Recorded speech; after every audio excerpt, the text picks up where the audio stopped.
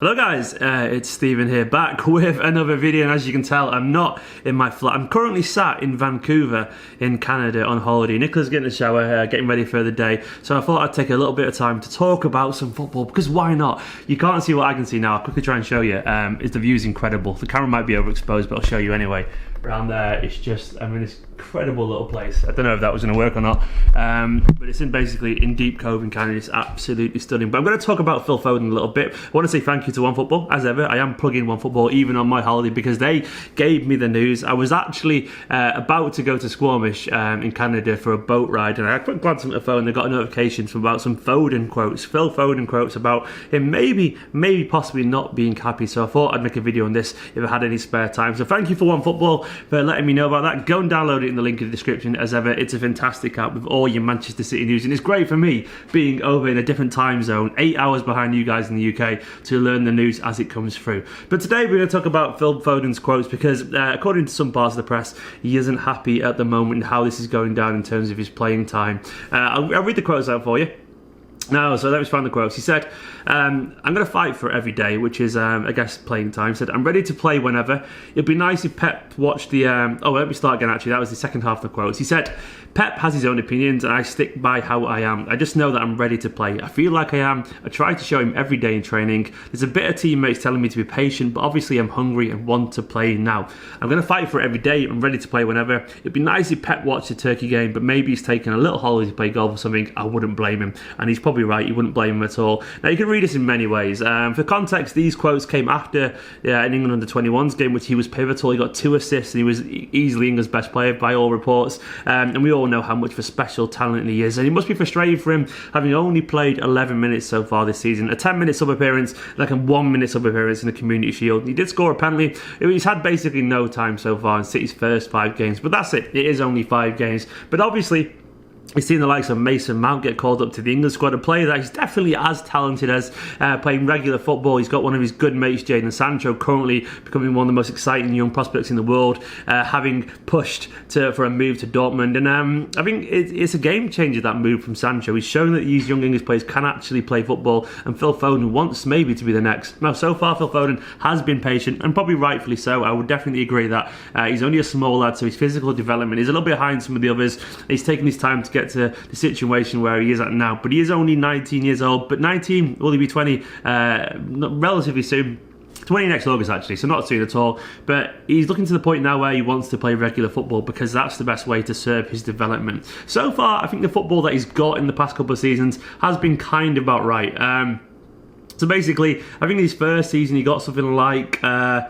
So what was it, like 327 minutes or something like that? It was 328 minutes in the first season, which was fine. It was like 17. In the second season, last season, he got 1,107 minutes, and that obviously concluded with 3 starts towards the end of the season in the Premier League, including 1 massive game against Spurs. And also, things so far, it's been an upward trajectory. And I think for it to be a reasonable amount of game time this season, he needs to see around 2,000 minutes, I reckon, which would be possible. We could get him to that. Basically, imagine if he started pretty much every cup game, domestic cup game, if we got far in both of those competitions, the League Cup and the FA Cup, starting all, even at the final, if we got there, then maybe like a couple of the games in the Champions League group, because these games, it isn't a hard group. We should be playing Phil Foden some of these games. And then if you got like 7-8 starts and about another 15 sub-appearances, he's looking at around 2,000 minutes, which at his age in this squad would be more than enough football. But it is only September, and he's got like 60 game season ahead of us. So there's plenty of time to get these minutes. But I do understand his frustration. Now, the way I see it going is like, it's possibly only a couple of ways that this could go, really. David Silva is obviously leaving in a year from now, and we need to find out if Phil Foden is actually going to be ready to be a Manchester City first team player. And the only way we can find that out is to get some minutes behind him. A lot of people will say like, oh, he's training around world-class players every single day and Pep knows what he's doing. But you've only got to cast your mind back to Pep's comments from about a year and a half ago, 2 years ago, when he said the best way for players to play is in the B team system over in Spain, where they play lots of games against adults and youth team football and all that kind of stuff, and training doesn't prepare them for life properly. They need minutes around adults, senior minutes. So Pep knows that in general, players are going to get better eventually with minutes. Pep does know that. So the idea that he's only going to improve in training is kind of nonsense. He does lack match fitness. He does need games against the best players. He needs games in situations that aren't in training. Training is good, but you know the same people inside out that you can't improve your game. If you train against Otamendi, Stones, Fernandinho every single day, sure, you'll know how to beat them in training, but you won't know how to play against different kinds of teams. He needs that match day experience to actually show how much he's developed, and that's hopefully he will be getting there. I do trust Pep in this, but there's only so long you can take all these quotes from Pep says. He said things like, I see many players as a manager, and this guy has something that is so hard to find. He is special.